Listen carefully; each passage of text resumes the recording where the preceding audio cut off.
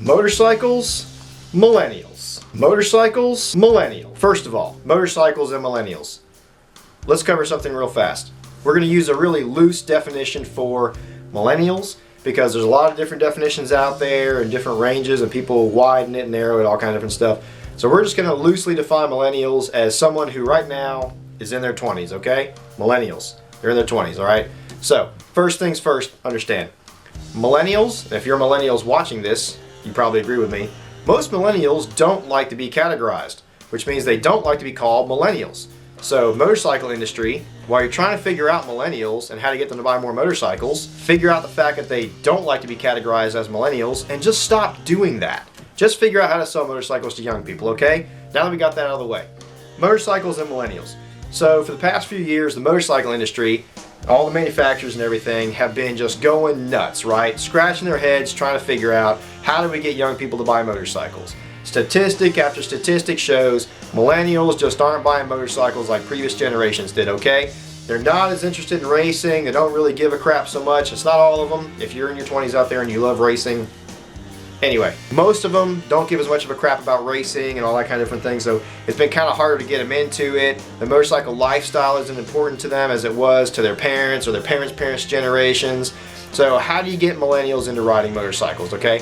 First of all, I think you focus on the things that are important to millennials that motorcycles actually offer, and there's a lot of crap that motorcycles are perfect for that is important to millennials or would really pique a millennial's interest that a lot of manufacturers don't even go for. There's a couple of them that have kind of started getting there, and we'll go over that in a minute. So, look, millennials, study after study after study has shown they don't have quite as much money right now. Coming out of college, having college education, it's not quite what it was 10 years ago, 20 years ago, whatever like that. It's harder for them to get jobs, harder to pay off the student loans, that whole racket. We're not going to get into that, right? Motorcycles, look, a lot of millennials aren't wanting to buy cars, or they're buying really cheap cars. Motorcycles, if you buy an inexpensive motorcycle, is one of the cheapest forms of transportation you can possibly have. An inexpensive motorcycle can be way less money than an inexpensive car and be better. Motorcycles get better gas mileage. Your average motorcycle, if you lump them all together, gets between 30 and 50 or 60 miles to the gallon, anywhere in there, okay? Not very many cars get there. You can get hybrids, you can get stuff like that. Most cars don't get the same gas mileage bikes do, okay? So bikes can be cheaper to buy. If you buy an inexpensive, reasonably used motorcycle, they can be cheaper to buy. They get better gas mileage on the average than cars do. If you get the right brand of motorcycle, they can have just as low, if not lower, maintenance costs than a car does. And above all else, something that seems to be really important to millennials and all young people of every generation, the fact that they really enjoy their freedom and they really highly value their freedom, right? So what's more freeing than riding a motorcycle? Nothing. It's why I ride motorcycles. It's why most people ride motorcycles. The freedom of the ride, okay? Oh, and another thing millennials will love about motorcycles, you can put them anywhere. What the? I mean, literally, you can put these damn things anywhere.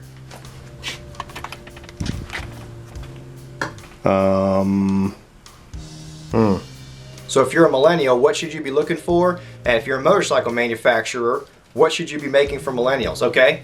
Inexpensive motorcycles that are efficient and that are fun and freeing, right? So a couple of companies over the last few years have started to get this right. Yamaha being a big one. Yamaha making the FZ9s, FZ7s, making bikes in the $6,000, $7,000, $8,000 price ranges, under 10 grand, man. Motorcycles under $10,000. If you're a motorcycle manufacturer and you want to get the attention of millennials, make cool bikes that get good gas mileage that are under $10,000. Boom. Easy enough, okay? Companies that have done this well in the last 10 to 15 years. Triumph. They started getting a little bit expensive with the Bonneville series last couple years, but Triumph has been an awesome one for it. Yamaha, Honda's done some stuff in those categories. Kawasaki's done some stuff in those categories, but I don't think they're doing enough bikes in those categories, okay? Stuff like those FZ7s are perfect. Perfect, okay? Good gas mileage, inexpensive, they'll run forever, super fun. That's what you need to be looking at. If you're a millennial, look at those kind of bikes. You'll have a blast on them. You'll get the independence and freedom, everything you're looking for. If you're manufacturers, make more bikes like that. You know why Harley-Davidson's having a really hard time right now? Because their bikes are all $15,000, $20,000, $25,000, $30,000, and they appeal to a little bit of an older crowd. Nothing wrong with that. They're awesome. They look awesome. They've provided awesome rides for generations of motorcyclists. But Harley has been struggling trying to figure out how do we get young people's attention and get younger people buying Harley Davidsons and getting them in the Harley ecosystem. The problem is, your only option really for the longest time for an entry-level bike has been a Sportster. And a brand new Sportster that's worth a damn is still 10 grand. They tried to do the Street 750, Street 500 thing, and people just didn't like the bikes. That just wasn't a big hit. Probably should have kept a hold of Buell and figured out how to really integrate that better and get more people's attention with that, but that's what Harley needs to do. Harley needs to make some bikes that are in that lower price range, that are fuel efficient, that'll run forever like that, and then kind of gradually get people into the Harley ecosystem and riding that kind of stuff. The other guys have figured it out a little bit. They just need to make more of those kind of bikes. So anyway, that's my take on millennials and motorcycles. I think that millennials and motorcycles are two things that really should go together awesome, that just are not quite connecting, and they should really get there, because if you make the right bikes, it can be awesome for the motorcycle industry, because you got a lot of millennials out there that buy bikes, could love bikes forever and really get into it. And if you're a millennial, motorcycles can solve a lot of problems for you, like where am I in the world, and where do I find my freedom, and where do I get cheap transportation. And I mean, they're the millennials that I know, the young guys in their 20s and everything that ride bikes. I mean, it's a life-changing thing, man. So that's my take on it. Hopefully it hasn't been too much of a ramble. We'll get back to something else soon. I'm Alex. Peace.